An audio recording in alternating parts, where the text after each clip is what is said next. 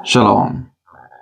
So today we're going to talk about First Maccabees chapter 4 and verse 59. But let's read it first and then we talk about what we are going to talk about this verse. First Maccabees chapter 4 and verse 59 says, "Moreover, Judas and his brethren with the whole congregation of Israel ordained that the days of the dedication of the altar should be kept in their season from year to year by the space of 8 days, from the 25th day of the month Caslu, with mirth and gladness."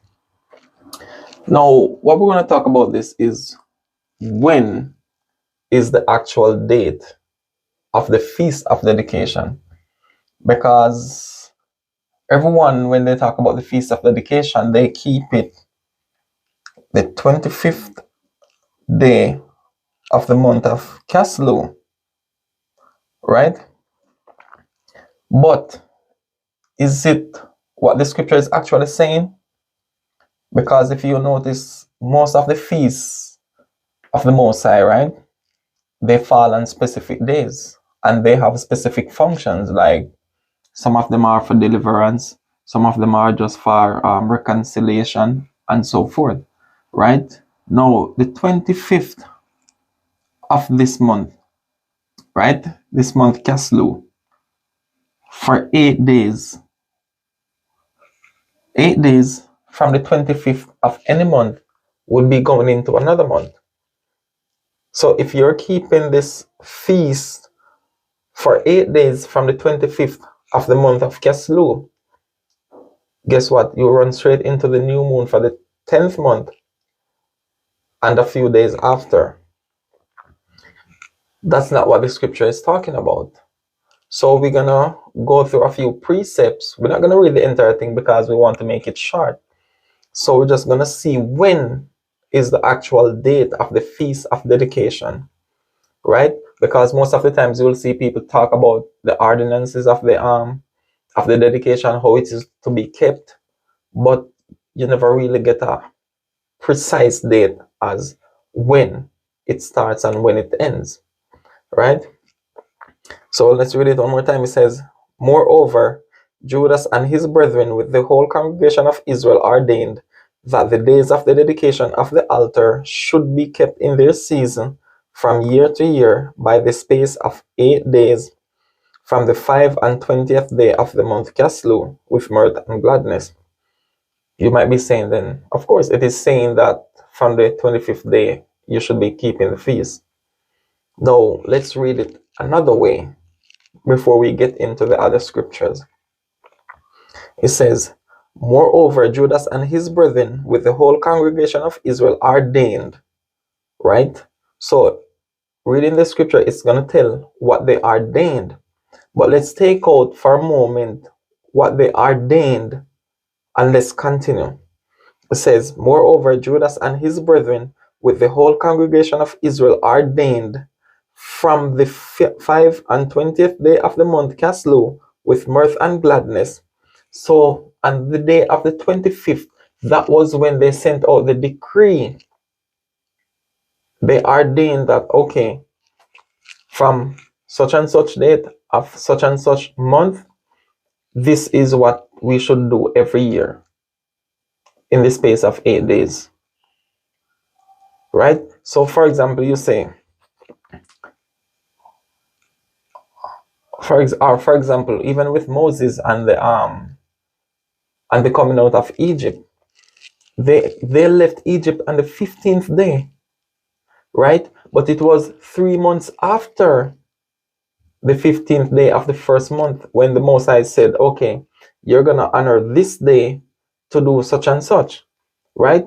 So if the Most High was talking to them, let's write it down. Say the 15th, they left Egypt on the 15th of the first month. They arrived in Sinai on the 15th of the third month, right? So let's say the Most High was talking to them here in the third month, telling them that on this date you're gonna celebrate it from year to year for the space of 8 days, for example. When would you actually keep it? Would you keep it at the day that they got the commandment, which is the third month? No, you'd keep it on the day that the event actually took place, right? So we need to see when the actual event took place and what was the event that took place, so we can understand what day we should keep the feast, right? So now let's go through some precepts, right?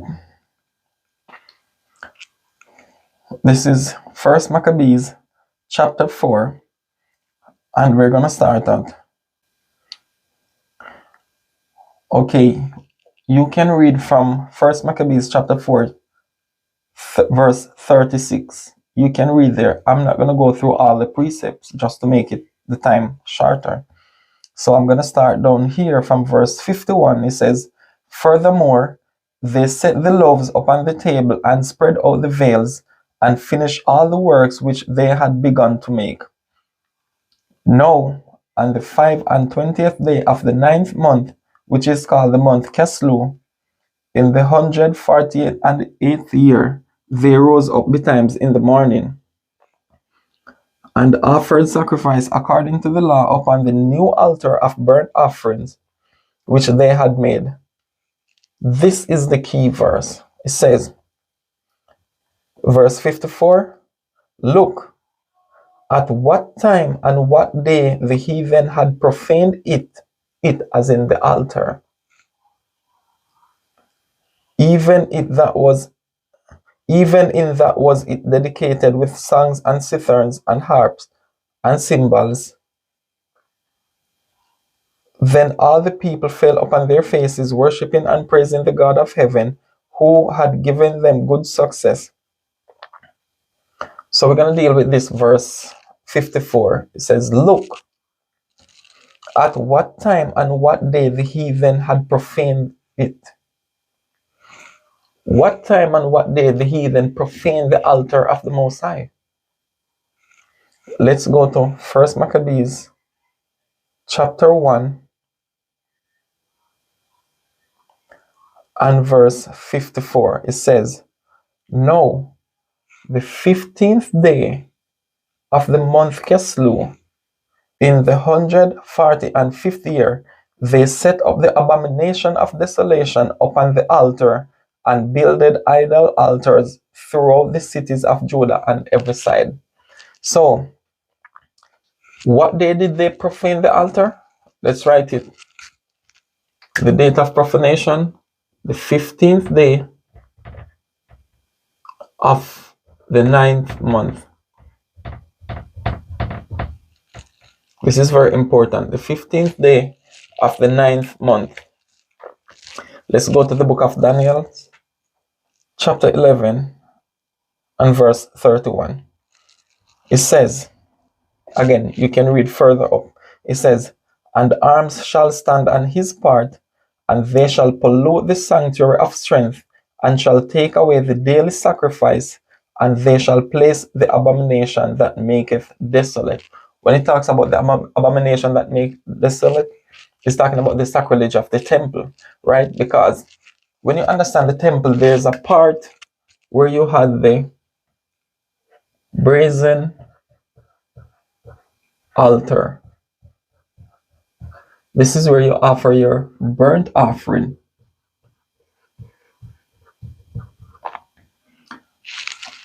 And this we have to make another video about burnt offering, because there's so much spirituality contained in this message that we don't understand, right? But we're not dealing with that right now. So the burnt offering would be burnt on the altar outside, right? In the front of the temple, at the courts. Now it says, let's read it again. "And arms shall stand on his part, and they shall pollute the sanctuary of strength, and shall take away the daily sacrifice, and they shall place the abomination that maketh desolate." Now let us go to the book of First Maccabees chapter 6, and we read from verse 1. No. Second Maccabees Yes, Second Maccabees chapter 6 and verse 1. It says, not long after this, the king sent an old man of Athens to compel the Jews to depart from the laws of their fathers and not to live after the laws of God, and to pollute also the temple in Jerusalem, and to call it the temple of Jupiter Olympius. This is going to tie in. Matter of fact, let's get the precept before we go further. First Maccabees chapter 1 and verse 59. It says, now the 25th day of the month, they did sacrifice upon the idol altar, which was upon the altar of God. So the same altar that the Israelites would use, right, to make offerings, to dedicate things to the Most High, was the same altar that the pagans were using. And that's why it says, upon the idol altar, which was upon the altar of God. It's the same altar. All they did was place something on it. So, for example, you have the brazen altar, right? You offer the fire here.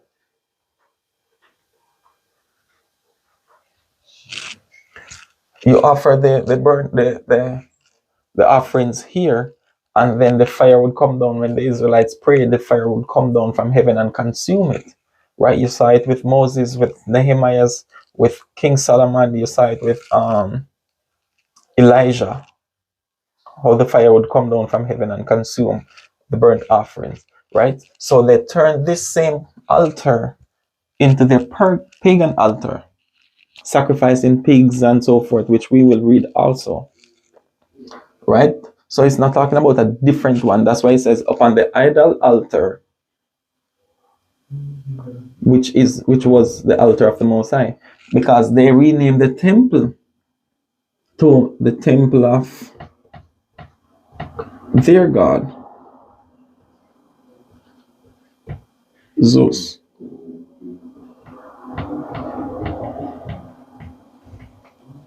Right? So let's go back to Second Maccabees chapter 6. It says, and to pollute also the temple in Jerusalem, and to call it the temple of Jupiter Olympius, and that in Gerizim of Jupiter the defender of strangers, as they did desire that dwelt in the place. The coming in of this mischief was sore and grievous of the people to the people, for the temple was filled with riot and reveling by the Gentiles, who dallied with harlots, and had to do with women with the circuit of the holy places, and besides that brought in the things that were not lawful. So all these things were going on inside the temple. This was why they say the abomination of desolation.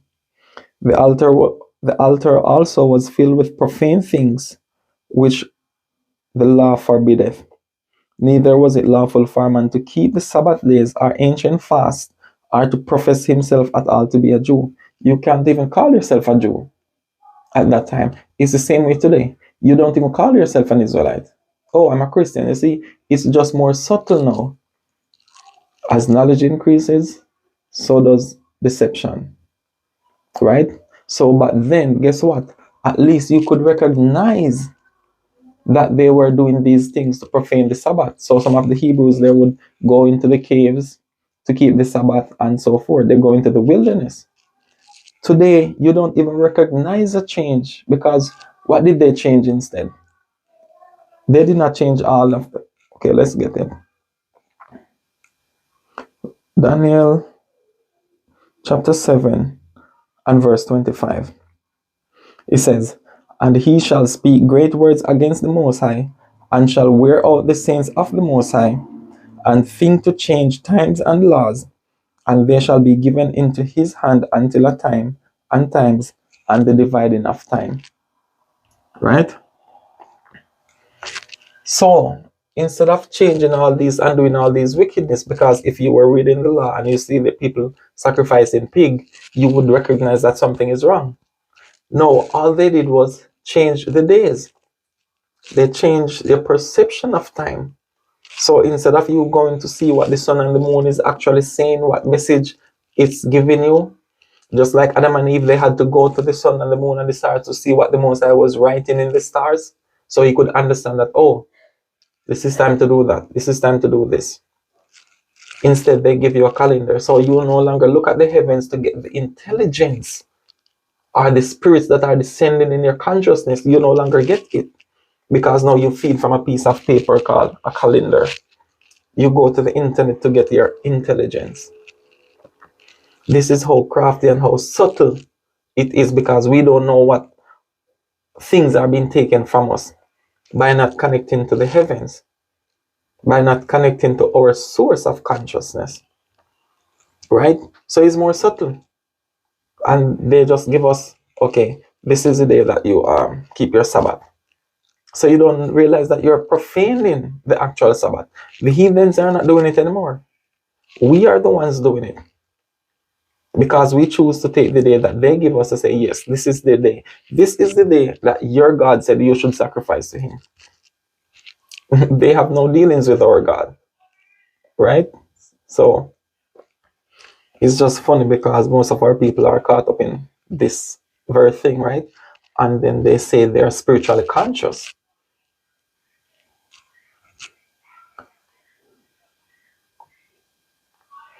Going back to 2 Maccabees chapter 6.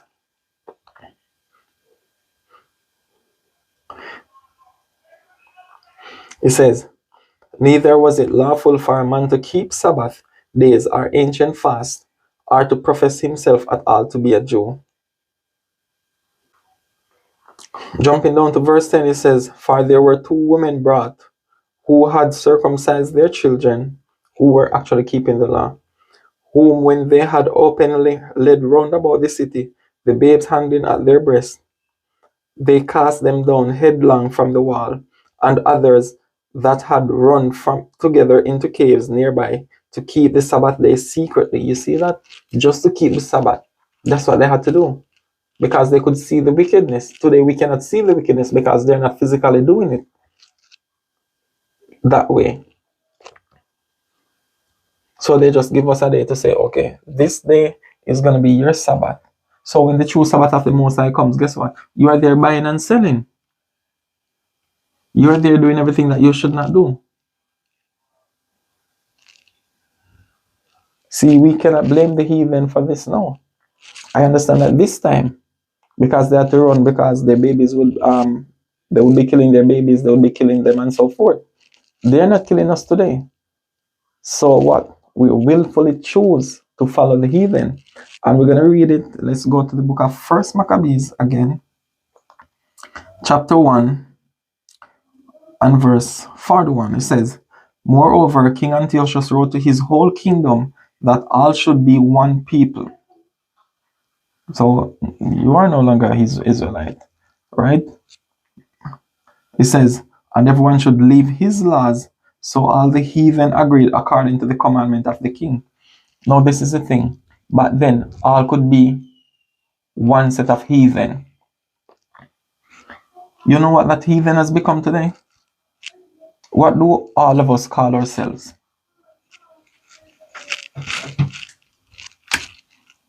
We all should be one people. And the one people are called Christians. That's the main part. Right? So everyone is masked under this. Christians, which is just another form of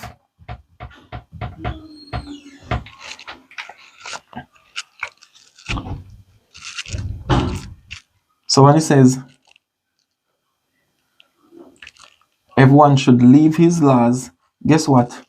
It's not the laws that we leave, because all of us have the Bible, but we left our identity, our consciousness.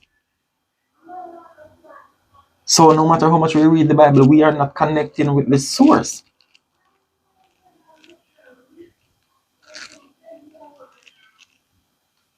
So it doesn't matter what we call ourselves, Christians, Hebrews, whatever.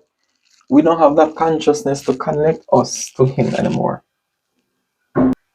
It says, yea, many also of the Israelites consented to his religion and sacrificed unto idols and profaned the Sabbath. Now, as I said, You're not going to see these things physical today. But guess what? A lot of the people we call pastors, deacons, teachers, prophets, and so forth, they compromise. Now you have the majority of the people following them. That's the same thing. It's just that they're not following them to sacrifice porks and this swine flesh and so forth. But you're following them, don't keep the laws. Okay, this is their calendar. Saturday is the Sabbath. Okay, yeah? All right. Saturday is the Sabbath.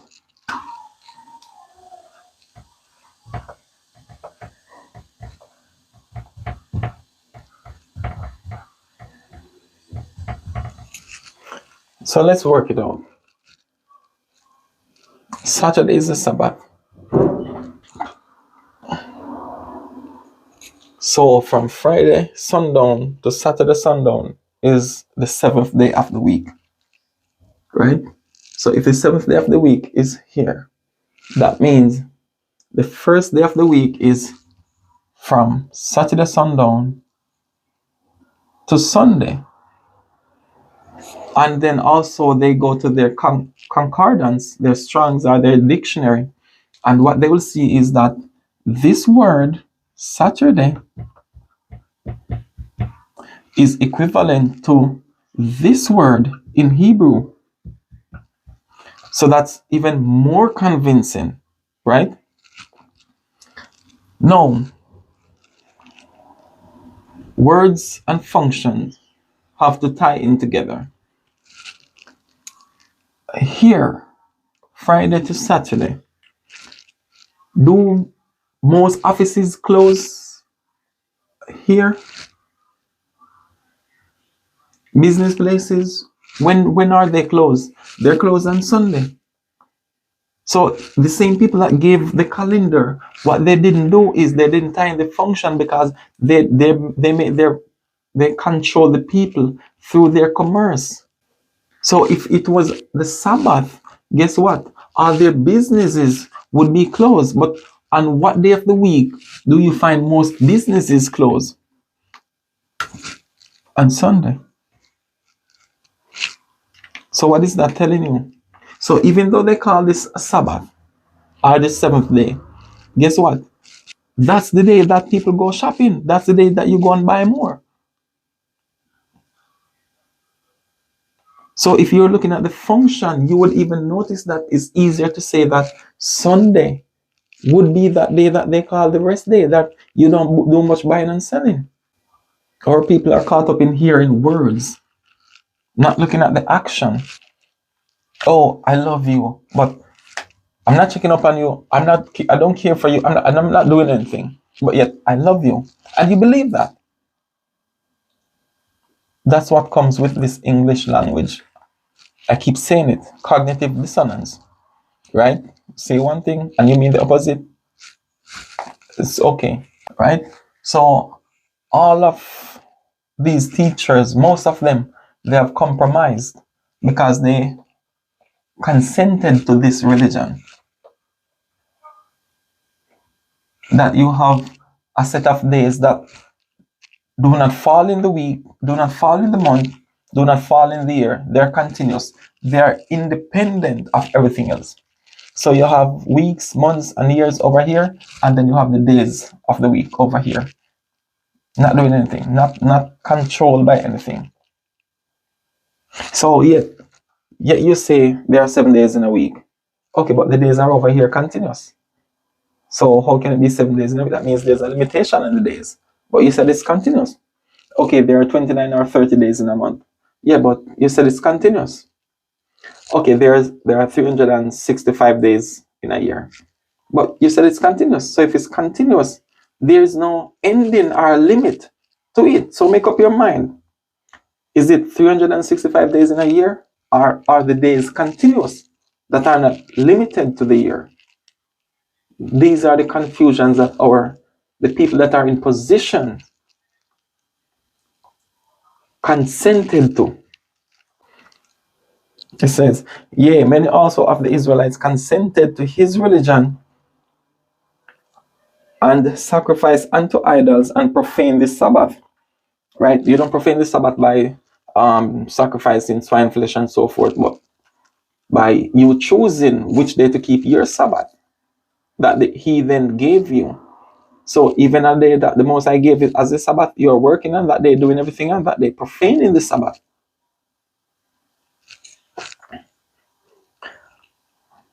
It says, for the king had sent letters by messengers unto Jerusalem and the cities of Judah that they should follow the strange laws of the land. You know what a strange law of the land is? This. Abraham did not know Saturday, Sunday, Monday, Tuesday. Moses didn't know this.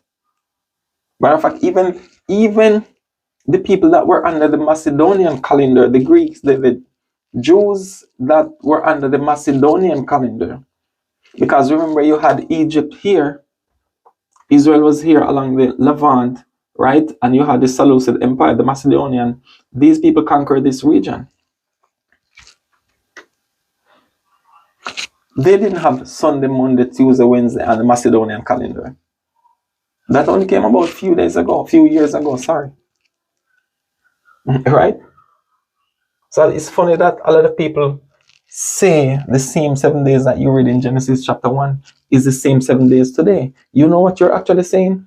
That Daniel 7 and 25 has not yet fulfilled, has not yet been fulfilled. It has not yet come to pass. So you're still looking for somebody to come and change the thing, to change times and laws, because it has not happened as yet.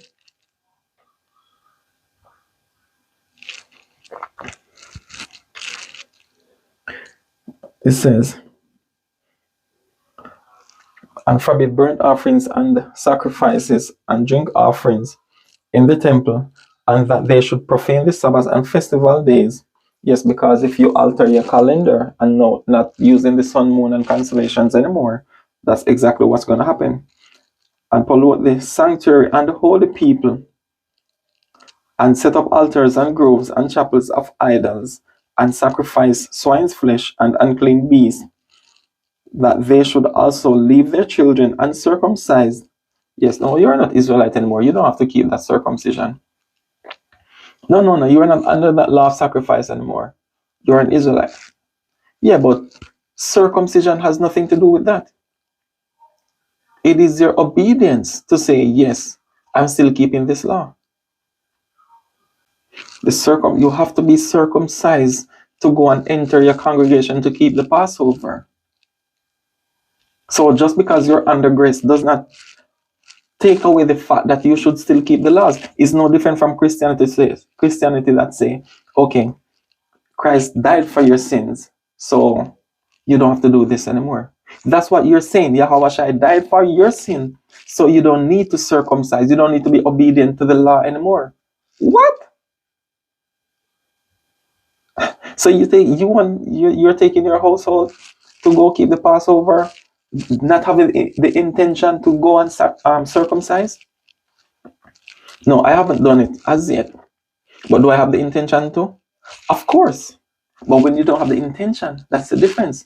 So if it's within your power where you can go and get it done, do it.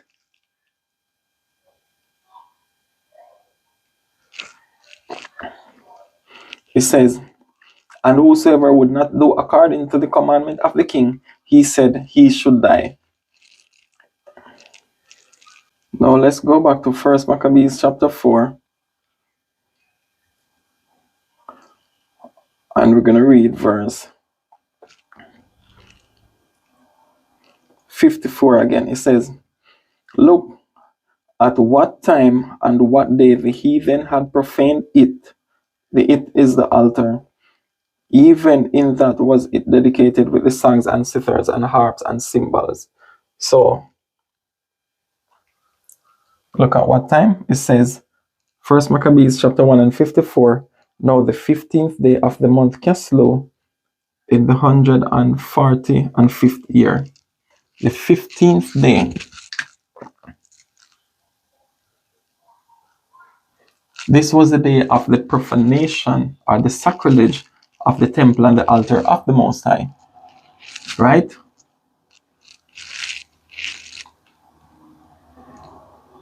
It says, they set up the abomination of desolation upon the altar and builded idol altars throughout the cities of Judah on every side. First Maccabees chapter 4 again. Look at what time and what day the heathen had profaned it, even in that was it dedicated with the songs and citharns and harps and cymbals. Then all the people fell upon their faces, worshipping and praising the God of heaven, who had given them good success. And so they kept the dedication of the altar 8 days. Right? 1, 2,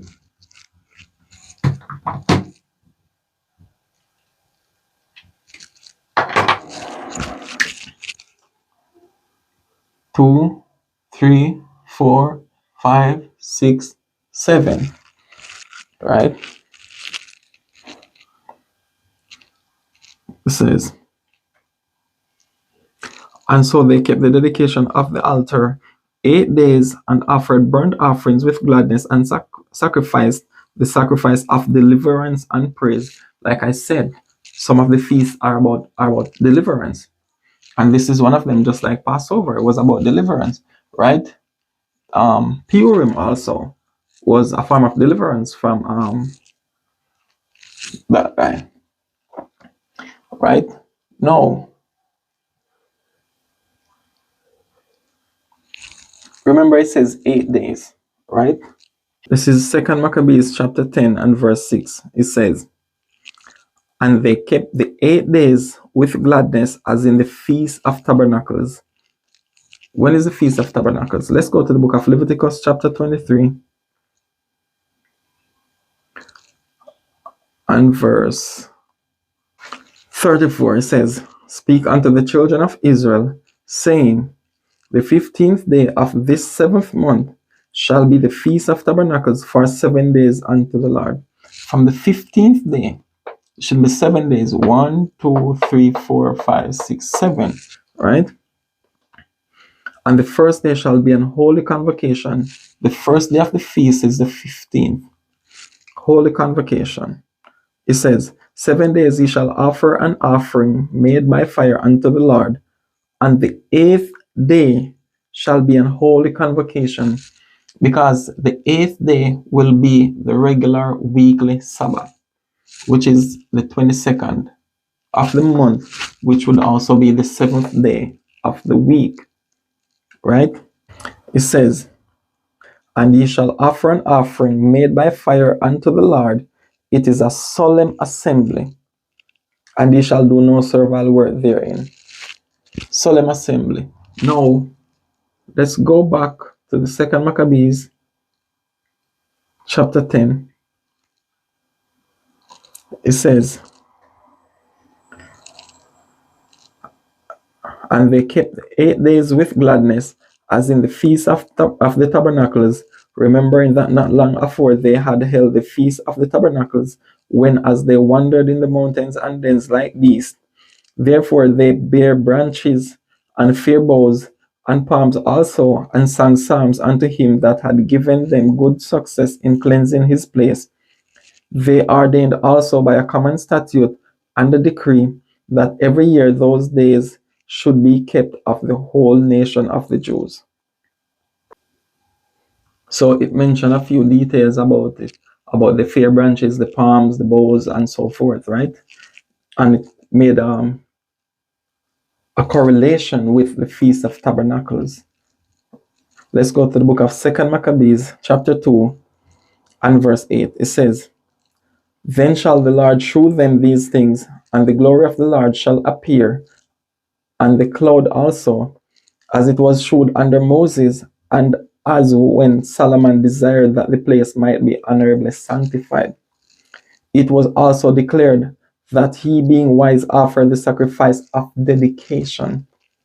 That's the same thing here. We call it Hanukkah, right? The sacrifice of dedication.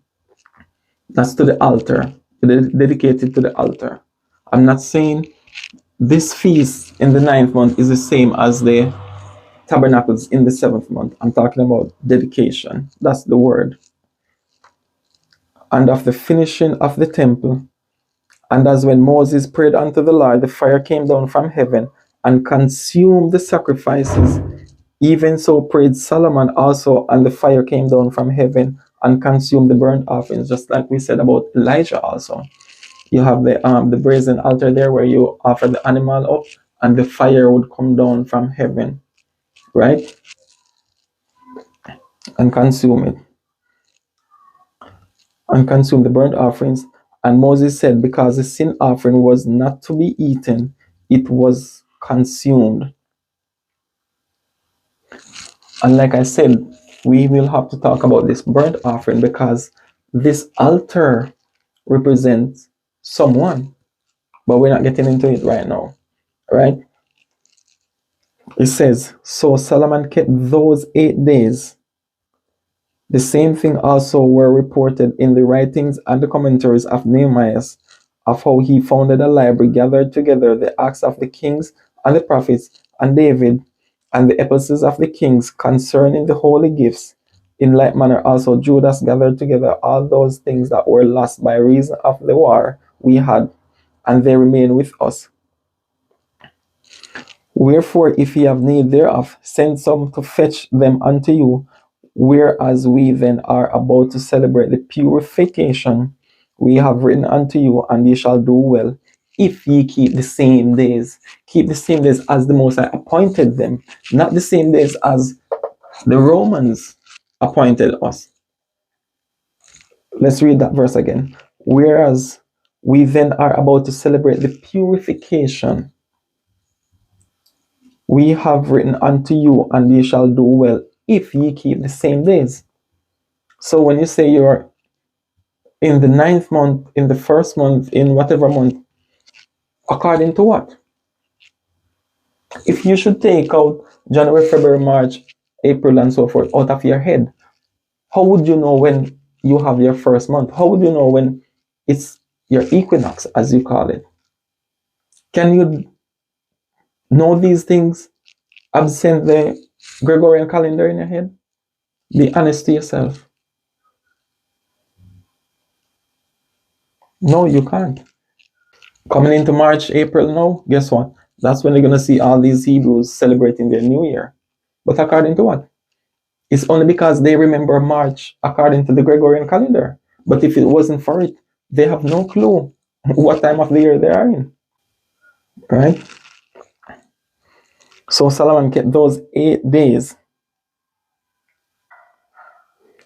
We hope also that the God that delivered all his people and gave them all an heritage and the kingdom and the priesthood and the sanctuary, as he promised in the law, will shortly have mercy upon us and gather us together out of every land under heaven into the holy place, for he hath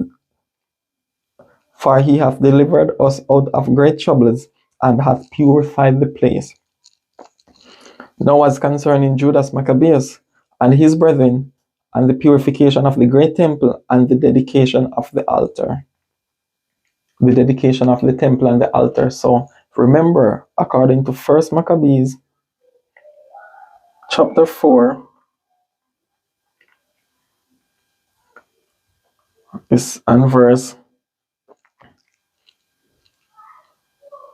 59, it says, moreover, Judas and his brethren with the whole congregation of Israel ordained that the days of the dedication of the altar should be kept in their season from year to year by the space of 8 days from the 25th day of the month Kislew, with mirth and gladness, be joyful and happy, right? So the decree was sent out on the 25th, but the feast was from the 15th to the 22nd, just as Solomon did and sent away the people on the 23rd of the month. Let's get that in the book of 2nd Chronicles, chapter 7, and verse 8. It says, matter of fact, let's read up from verse 5. It says, and King Solomon offered a sacrifice of 20,002 oxen and 120,000 sheep. So the king and all the people dedicated the house of God. And the priests waited on their offices, the Levites also with instruments of music of the Lord, which David the king had made to praise the Lord, because his mercy endureth forever. When David praised by their ministry, and the priests sounded trumpets before them, and all Israel stood as one man, just as it mentioned in the book of the Maccabees, with the music and the instruments and so forth, right? It's a dedication. Moreover, Solomon hallowed the middle of the court that was before the house of the Lord. Because what was there? You had the temple, and out the front you had the altar where the burnt offering is placed, and the fire would come down and consume it before the people, right? So that's what he's saying. He says, and he offered burnt offerings and the fat of the peace offerings, because the brazen altar which Solomon had made was not able to receive the burnt offerings and the meat offerings and the fat. The brazen altar, because it was made out of wood and it was overlaid with brass. It says, also at the same time Solomon kept the feast 7 days, and all Israel with him, a very great congregation, from the entering in of Hamath unto the river of Egypt. You can imagine how great that feast was. And in the 8th day they made a solemn assembly. So from the 15th, 1, 2, 3, 4, 5, 6, 7, and the 8th day, which would fall under your weekly Sabbath, they made a solemn assembly, for they kept the dedication of the altar 7 days, and the feast 7 days. Right? And on the 23rd day of the 7th month, he sent the people away into their tents, glad and merry in heart, for the goodness that the Lord had showed unto David, and to Solomon, and to Israel his people. It says, and on the 23rd day, the 23rd of the month is the first day of the week.